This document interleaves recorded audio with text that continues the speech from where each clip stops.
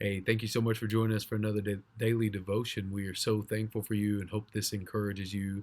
I want to tell you a story about a man named Richard Rumbrand. And if you know this story, then you know that he's one of the key leaders and key workers, someone who had been arrested for his faith in Christ, someone who had been rejected and put in prison in communist nations. And we see that he was arrested in Romania and placed under prison, and the people tried to gather all the information they could from him and regarding the underground church and how they were meeting and all the contacts that he had of those that came to Christ and that know Christ. And it's very, very interesting that they accused him, especially one lieutenant in particular, Lieutenant Greco. He accused him of lying and not telling the truth and not being completely open with the contacts that he had.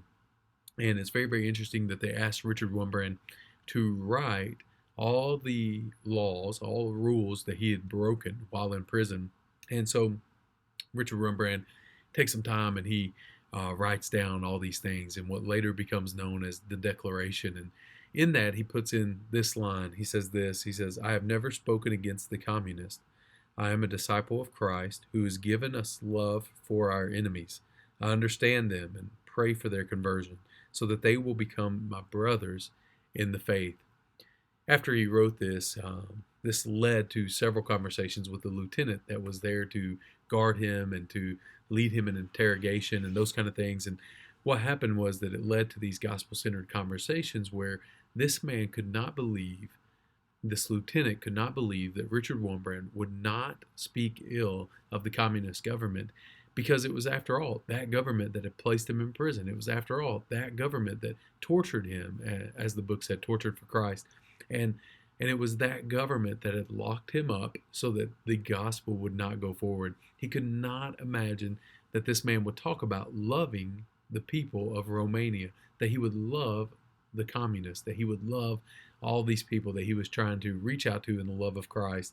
And so over the years, Wurmbrand had many other opportunities to talk about God's love with Lieutenant Grecu.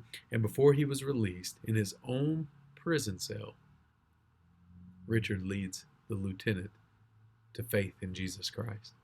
Can I tell you that as God works on our life, He leads us to love our enemies, to take care of those and pray for those and love those who persecute us. And in this time, I would encourage you to have that type of love in your heart for all different people. And I love what Psalm 16, verses 8, 9, and 11 says. It says, "I know the Lord is always with me.